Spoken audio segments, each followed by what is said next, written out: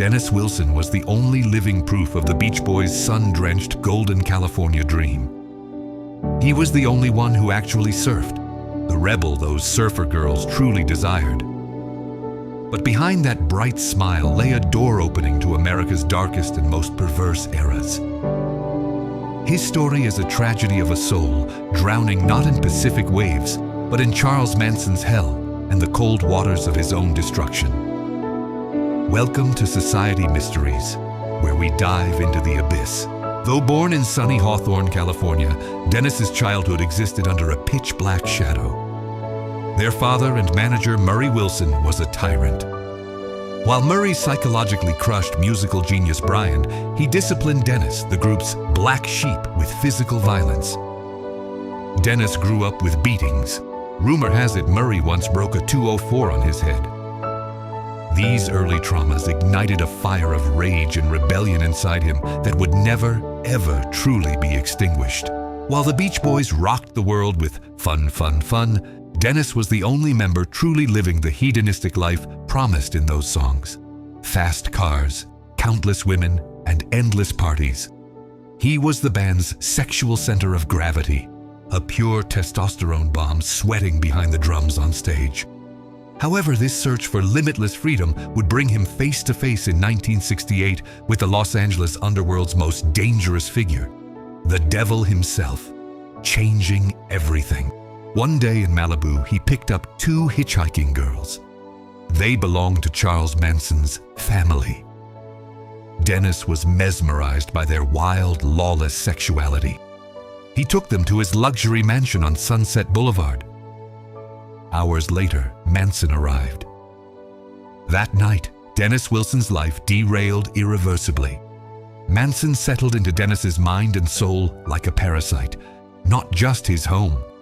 The house instantly turned into the headquarters of the Manson cult, marking the beginning of the end. For months, Dennis's home remained under the occupation of Manson and his followers. It became the center of drug binges, group sex parties, and Manson's apocalyptic sermons. Dennis was captivated by this hippie harem.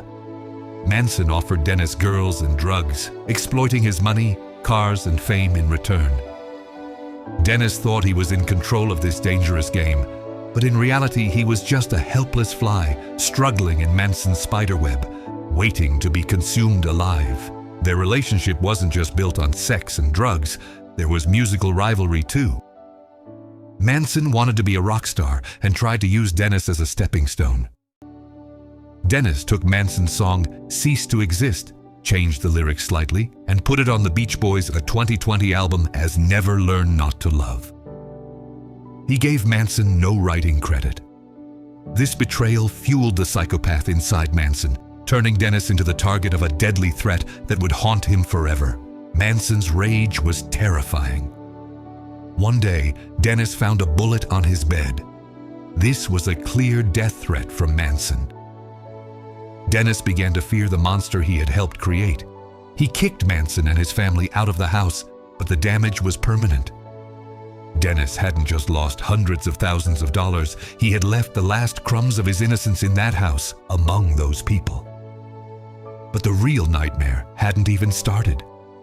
The Tate-LaBianca murders were imminent.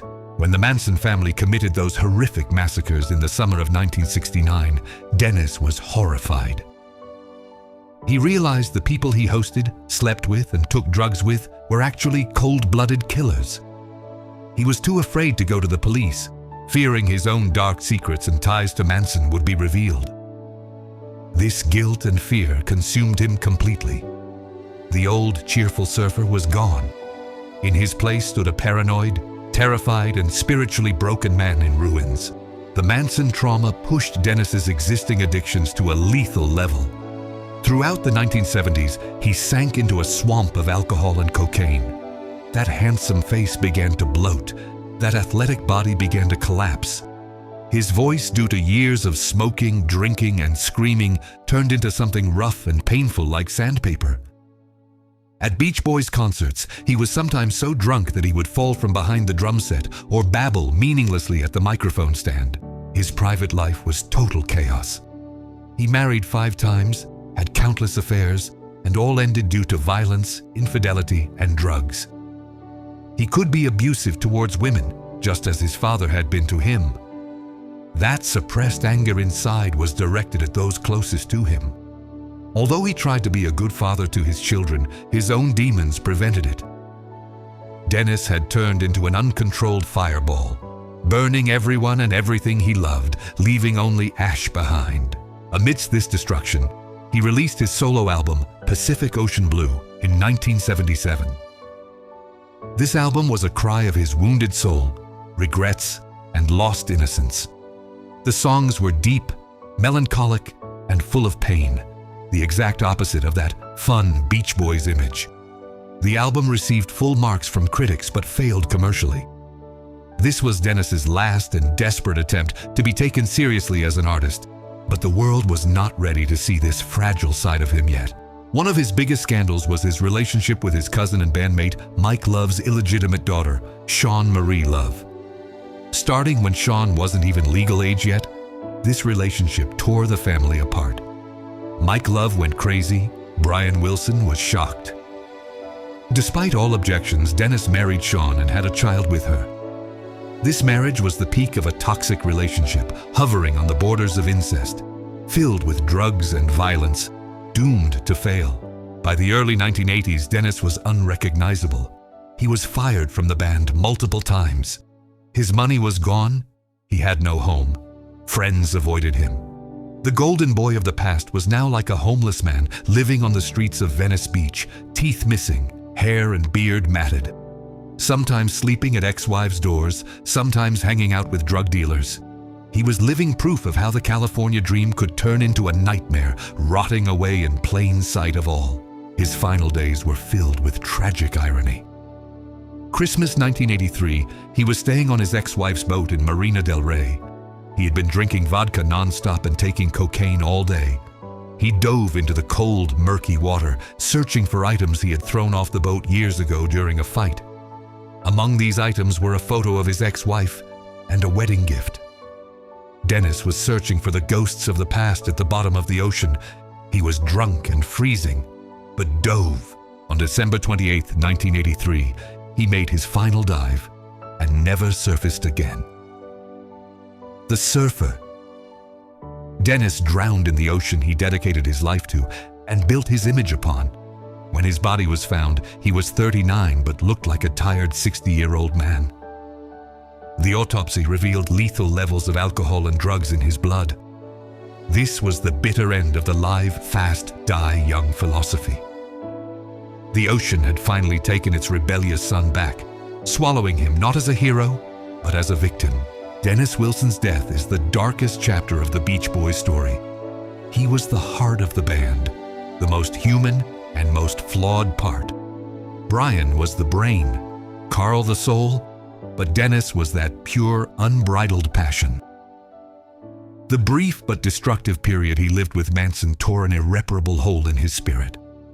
The darkness entering through that hole poisoned first him, then everyone around him. The moment Dennis looked into Manson's eyes, he signed his death warrant. Even his funeral was controversial. His wife Shawn wanted him buried at sea. However, this was a privilege reserved only for war veterans. Thanks to intervening political connections and perhaps Dennis's waterman image, his body was released into the Pacific Ocean with special permission from President Ronald Reagan. This was a fitting yet mournful farewell for a man who broke rules all his life. The endless ocean became the final grave for his restless spirit. When we think of Dennis Wilson today, we see not just that bright smile and drum solos, but also the deep sorrow and fear in his eyes. He was a victim of fame, drugs, and being in the wrong place at the wrong time. He was also an indirect victim of the murders committed by the Manson family. He didn't hold the knife, but his soul was slaughtered along with the others at Tate's house that night. He carried the weight of those ghosts until the water filled his lungs. Dennis once said, "My music comes from my heart. Brian's comes from heaven." His heart was broken, scarred and dark, but it was equally real. The Pacific Ocean Blue album remained the only true treasure excavated from under that wreckage. Everything else left behind was tabloid headlines, police reports, and the story of the rot behind that sunny California myth. He showed us that even the brightest sun casts the darkest shadows, and he got lost in them forever. The Beach Boys will forever represent summer and sun, but Dennis Wilson represents the end of that summer, the cold and deadly wind of autumn. He found himself not while surfing on the waves, but while drowning in the darkness beneath them. The golden boy is searching for peace at the bottom of the Pacific, inside the hell he created. I am Chester. See you in the next dark story. Take care of your soul, because the tide is rising, and it might pull you under too.